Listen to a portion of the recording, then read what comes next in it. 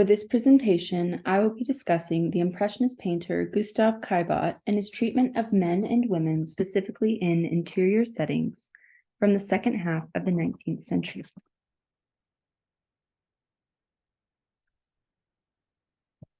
Gustave Caillebotte's depictions of male and female figures within French interiors encourage a questioning of why the artist chose to highlight societal gender roles, specifically of women, in interior settings throughout his career. To initially flesh out his unique portrayal of these gender constructs, I will look to contemporary popular poetry of the period that described women and their existence in interiors, specifically through the male viewer.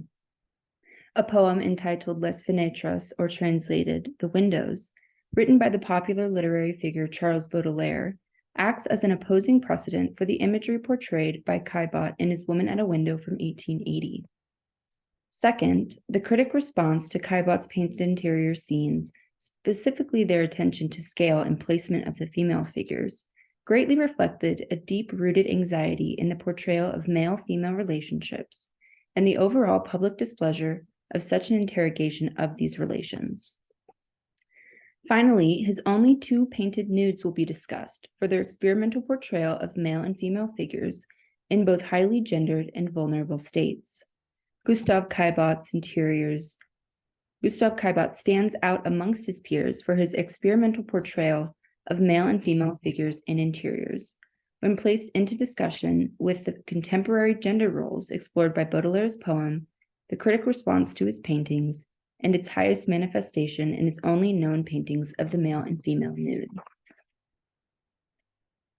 The complex duality of Gustave Caillebotte's identity as an Impressionist painter and a privileged bourgeois man has been somewhat of a mystery to scholars, especially in relation to the subjects he chose to paint. Considering his background being an inheritor of a well-sized fortune, a lawyer, a soldier, and finally an artist, Caillebotte did not necessarily embody the expectations of the bourgeois class, nor did he properly adhere to the Impressionist artist lifestyle.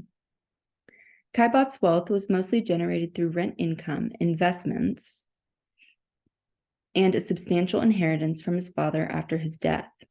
With the freedom that wealth encouraged, he took great care in developing his own impressionistic style amongst his peers, while also being an avid patron and collector of their work. He even went so far as to set funds aside for a future Impressionist exhibition into his will of 1883, in case of his premature death. In addition to Caillebotte's insurgent choice of career, he also chose never to marry. Being a bachelor, especially while being a member of the upper class, was very much looked down upon because of an anxiety towards the emasculation of the French population since the earlier Franco-Prussian wars. Caillebotte was caught between worlds of the bourgeois construct of gentlemanly duties and a life of a modern, cutting-edge painter. These tensions of identity can be evident in his struggle for emphasizing modernity in the more rigid and intimate setting of the home, rather than a setting more representative of modernity, like a bar or a brothel, which had been the favored setting of the work of his peers. Gustave Caillebotte's interior Woman at a Window, dated to 1880, visually implies a sense of psychological separation and centrality between the male and female figures. This work's moody color palette mostly consists of dark blues, blacks, and grayish whites. The woman wears a dark gown which mimics the color of the man's suit which sat perpendicular to her, the chair that she sits in, as well as the curtains which frame her body in the window. She appears dark, almost in shadow, and a sense of anonymity can be interpreted from her back turned away from the viewer. She looks through the closed window onto the Parisian street below, although the viewer is not invited to view it with her. Instead of depicting what the woman is looking at, Caillebotte chose to push the opposing building close to the frame of the window and the picture plane more generally. The golden letters of the Canterbury Hotel across the street, along with the curtains and window frame, enclose the woman in on herself and to the scene on the inside. Although both figures are close in proximity, they appear to be very distant psychologically. The man in the lower right and cut by the picture plane pays no mind to her long stare out the window, as he has become so enthralled with his own activities. In this painting, Caillebotte has enhanced the presence of the female figure in centrality and subject in relation to signs of an emerging modern Paris, and less so to her male counterpart. Woman at a Window has an opposing precedent in Charles Baudelaire's poem Les Fenêtres, first published in Le Parnasse Contemporain in 1863. He describes a mature woman always bent over something, never going outside. He goes on to feel a deep type of sympathy for this woman in the window. Without the exterior frills of makeup and extravagant clothing expected of her, Baudelaire feels bad for this woman, simply for just being herself, within her own home, the scene that he naturally is not welcome to view.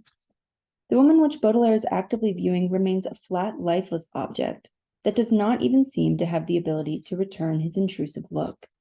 She is not able to fully amplify the frills and charm of modern life within her own home, so she is merely nothing without them. When compared to Caillebotte's Woman at a Window, the woman does actively mirror the frills of modern life, both on her body and within her home. She mirrors these frills of the outside world through her fine dark blue velvet gown and her well-pinned hair. Her home surrounds her with white lace and dark blue curtains and the balustrade lining the exterior of the window. Another contrasting detail is the figure which appears in the window of the hotel across the street. The gender of the figure can be speculated as it is not obvious in form, but it is not necessarily relevant for this discussion. It could be argued that Caillebotte has placed this, as far as current observers can tell, genderless figure to highlight not necessarily the woman's gaze, but more likely her ability to also look through windows and see the same subjects in the Parisian streets as her male counterparts. The dismissal of certain central aspects to Baudelaire's writing in Caillebotte's Interior Woman at a Window potentially encouraged a possible refusal to fully subscribe to Baudelaire's imagery of the woman at a window trope. The role of bourgeois women during the late 19th century would have been limited to mostly domestic and private spheres as mothers and wives. In disposition, they were meant to be more quiet, composed, and delicate. If a woman were to have diverged from the role of being a mother or more literally an object of reproduction, they were usually viewed as manly. As mentioned earlier, women were objects of reproduction stuck inside, while men were free to move about both interior and exterior spaces. They not only moved through these exterior spaces, but those spaces were quite literally built on a patriarchal society and therefore made for male lifestyle and desire. The seclusion of bourgeois women to the private, intimate spaces of their own homes brought about intense cases of boredom, coined by the French words spleen and ennui. Spleen referred to the visual appearance of boredom through great attention paid to one's outward appearance. This manifested mostly in the visual signifiers like clothing style and an overall display of wealth and fashionability. Ennui, on the other hand, considered how bourgeois interiors actively mimicked the exuberant clothing trends of the time, cited specifically in lavish patterned couches and lace-trimmed curtains. Bourgeois men certainly still were susceptible to exhibiting these fashionable signifiers of French boredom, but again, they were not limited solely to interior spaces as their female counterparts. That is why we most often see women carrying along with their activities in the home, like reading or lounging about in a rather disinterested fashion. These claims calling attention to the sheltered lives of bourgeois women is not to say that there was not a progressive push for the expansion in women's rights during the latter half of the 19th century.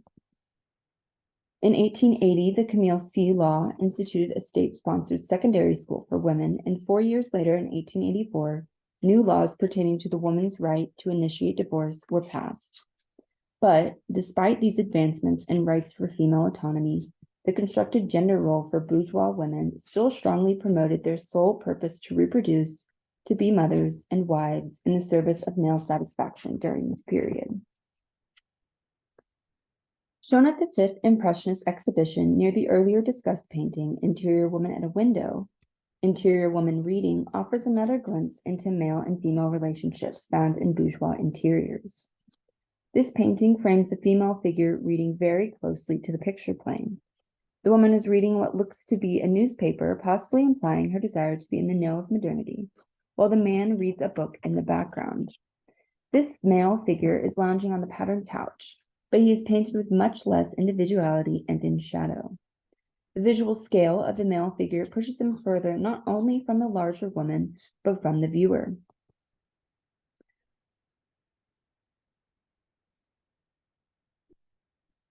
Art critic Paul de Cherie wrote of this piece in 1880, "The poor woman has given birth to a monster and is obliged to keep it near her, and the effect is produced is unimaginable. It's as though one were in front of a sideshow at a fair, and one cries out, 'Enter, ladies and gentlemen, come see the little dwarf and the giant lady.'"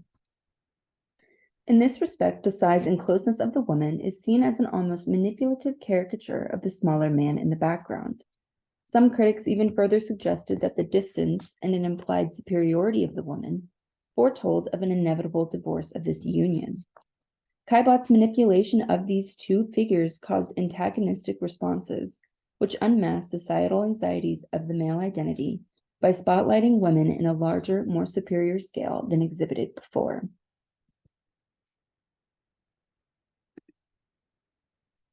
The gender construct imposed on French men during this period exposed great anxieties towards male appearance and their duty to their families.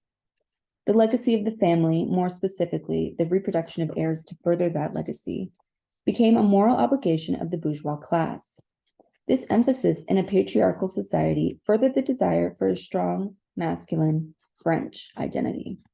A man's physical health was believed to have been a factor which produced healthy male children. Menswear also mimicked these anxieties towards a fear of a lack of manliness. Some visual demarcations of an appropriately manly man were beards, dark suits, and other adornments like top hats and walking sticks. This overcompensation for the outward appearance of masculinity speaks to a broader anxiety of male representation, not just in reality, but in the painted images of these appearances. Caillebotte's Interior Woman at a Window did not trigger the same anxieties as Interior Woman Reading did, even though they were seen in close proximity to each other at the same exhibition. Joris Karl Huysmans describes the woman at a window as a beacon of boredom, saying, "Her loins stirring, she is going to yawn," relating to the more overarching themes of spleen and ennui in Caillebotte's interiors. He then goes on to pay even greater attention to the bright yellow lettering on the building across the street, saying, "5 gold capital letters occupy the canvas's center and monopolize the attention of the viewer." Both remarks by Huysmans do not make any note of the woman's central placement over the male figure to the lower right corner. He writes more praising the letters delineating the building across the street than he does arguably the main subject of the painting, the woman. When comparing both responses to these paintings, one can question how two images of women as the central or larger figure over the male counterpart could receive two completely different critical responses.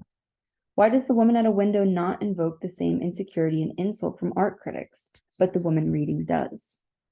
One answer to this could have been that since the woman at a window is not facing the viewer but rather turned away, her identity as a woman is not as confrontational.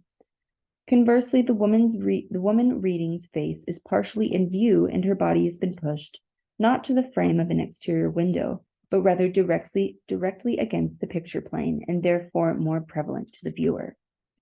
These two interior scenes and their critic responses reflected Caillebotte's desire to experiment with similar subjects and perhaps test the public response to images of differing gender dynamics. Gustave Caillebotte cemented his interest in experimenting with gender in his male and female nudes painted in 1882 and 1884. The female nude on a couch from 1882, portrayed a nude woman within the artist's own home. Her garments have been haphazardly thrown about the room, and her black boots are just below the pillow that holds up her head. She lays on the couch with her arm covering part of her face and an indentation along her waist, presumably marking where her clothes were once rubbing against her skin. She feels completely unaware of the artist painting her and the viewer. There is nothing special about this woman, her occupation, or her individual identity. This woman is neither a prostitute staring back at you as seen in Manet's Olympia, nor is she a mythological nude as seen in Cabanel's The Birth of Venus, both from 1863. Nude on a couch could easily be related to Caillebotte's other interiors, where men and women are merely just existing in a state of melancholy and boredom within domestic settings. But Caillebotte's portrayal of this woman calls to question what the female nude means in the modern world, rather than the make-believe or purely erotic. Lastly, Caillebotte capitalized on his interest in experimenting with the visual depiction of the unstable male identity in his nude Man at His Bath from 1884. The figure faces away from the artist and is drying himself off from a bath he has just taken. Wet footprints are sprinkled on the floor leading to the bath, implying that the act of cleansing has just occurred, and possibly that Caillebotte, as the artist, has just witnessed this action himself. Paintings of men in the toilet was not often seen prior to this image, as most Impressionists, most notably Degas, solely depicted women at their baths during this period. By placing this man intimately nude in the never-before-seen image of the male body in a traditionally feminized space, Caillebotte has completely spun the construction and acceptance of gendered imagery within art on its head. Past the shock of a male nude drying himself off from his bath, Caillebotte has painted yet another introspective image of the reality of interiors rather than an idealized one. Notably, Caillebotte did send this image to be exhibited at the Musée Royal des Beaux-Arts in Brussels, Belgium in 1888. At this exhibition, this image was not included in the catalog and noted to have been placed in a closet-like room removed from public view. The removal of this painting from this exhibition proved that it was far too radical of a scene for public view and even critic review at the time. In Modernity and Spaces of Femininity, art historian Griselda Pollock questions the art of the French Impressionists by asking, what might a female viewer relate to in works of women that are seen from a male perspective and viewer? One cannot and most definitely will not speak for all women, but Caillebotte's scenes of painted women in interior scenes do not promote some sort of exchange between the female subject and presumed male viewer by their interior nature. The women in these cases do not owe the viewer a drink from a bar or a glimpse of their eroticized nude body. Instead, these women strongly encourage a type of melancholic introspection into their own female identity. This analysis of Caillebotte's work is not to make a larger claim that Caillebotte himself was a feminist in his art, nor in his life, but it is to say that he was interested in altering and potentially scrutinizing societally constructed gender norms within his art. The diversion of Gustave Caillebotte from Baudelaire's imagery of women, the adverse public response to his gendered paintings, and his radical portrayals of the male and female nude encourage an introspective reading not only of the figures themselves, but of the experimental nature of Caillebotte himself. Thank you.